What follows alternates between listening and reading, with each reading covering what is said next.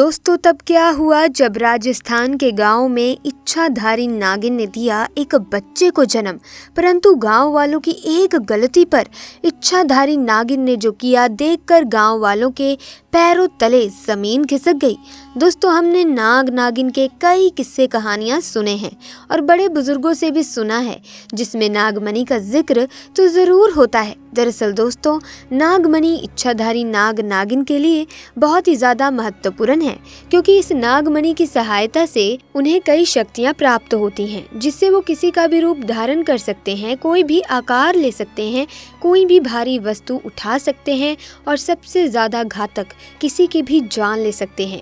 ऐसे में दोस्तों जरा सोचिए कि इस नागमणि में कितनी शक्तियां होंगी, और अगर ये किसी इंसान के हाथ लग जाए तो वो इंसान बहुत ही ज्यादा शक्तिशाली हो जाता है, जिससे वो जो चाहे वो कर सकता है। लेकिन दोस्तों नागमणि कोई साधारण इंसान हासिल नहीं कर सकता, ये केवल इच्छाधारी नाग नागिन को कठिन तपस्या के बाद महादेव से प्राप्त होती है, क्योंकि नाग नागिन महादेव शिव को ही अपना आराध्य मानते हैं और उनकी हजारों वर्षों की कठिन तपस्या से भगवान शिव खुश होकर उन्हें नागमणि देते हैं, जिन्हें इच्छाधारी नाग नागिन को संभाल कर रखना होता है।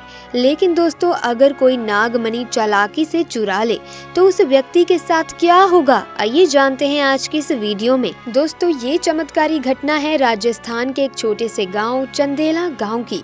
दरअसल ये घटना घटित हुई चंदेला गांव के मुखिया और वहां के सबसे धनी इंसान कार्तिक के साथ। कार्तिक करीब आज से 5 साल पहले एक साधारण एवं गरीब व्यक्ति का जीवन व्यतीत करते आ रहे थे।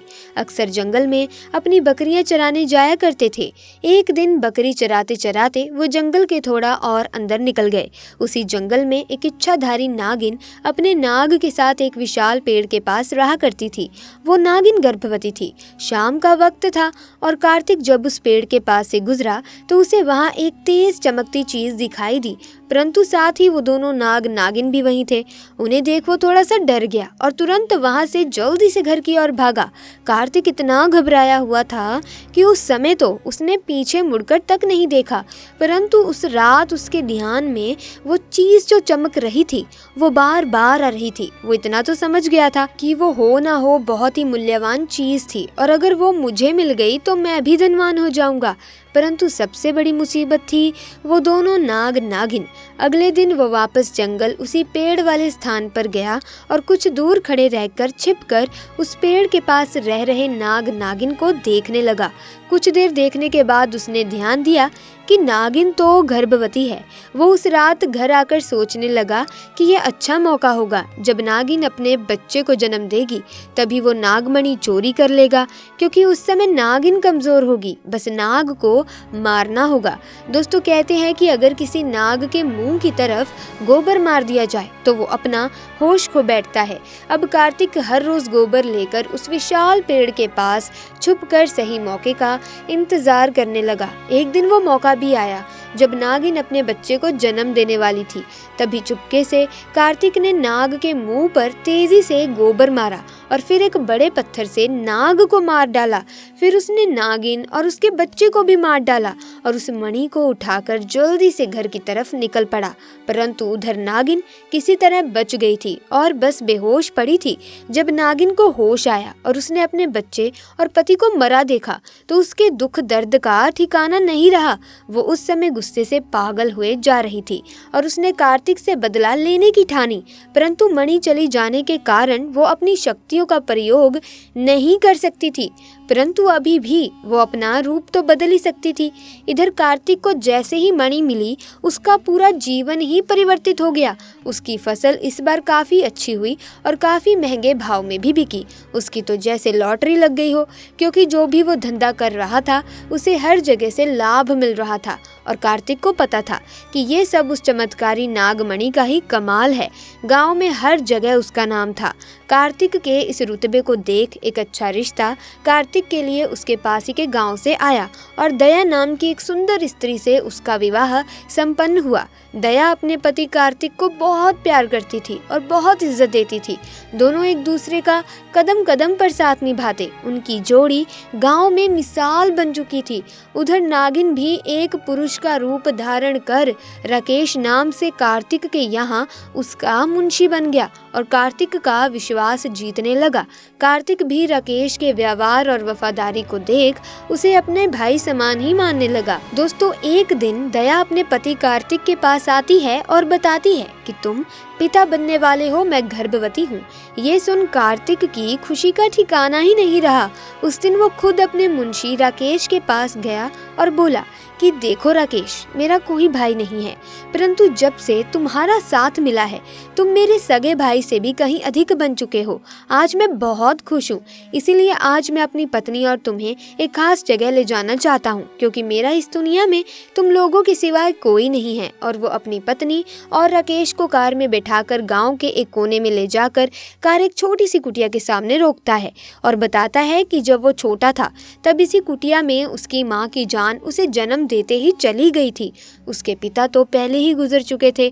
तब एक बूढ़े बाबा ने उसकी माँ को वहीं दफना दिया था और कार्तिक को उसी बूढ़े बाबा ने पाला था। कार्तिक बताता है कि जब भी उसके साथ कोई बुरी घटना होती है या वो बहुत ज़्यादा दुखी होता है तो वो बस इसी जगह कुटिया के पास चला आता है। यहाँ उसे एक अनोखा सुकून मिलता है। कार्तिक आगे बताता है कि आज तुम दोनों को मैं इसीलिए यहाँ लाया हूँ क्योंकि तुम दोनों अब मेरी ज़िंदगी का एक अहम हिस्सा बन चुके हो। दोस्तों, ये सुन सभी की आंखों में पानी भर आता है। कुछ देर रुकने के बाद जब वे वापस पहाड़ी से होते हुए घर को जाते हैं तो अचानक उनकी गाड़ी पहाड़ी पर एक बड़े पत्थर से टकराती है और गाड़ी को जोर का झटका लगता है, जिसके कारण कार्तिक तो कार में ही फंसा रहता है, परंतु उसकी पत्नी दया पहाड़ से नीचे गिर एक पेड़ पर अटक जाती है और उस पेड़ के ठीक नीचे बहुत गहरी खाई थी।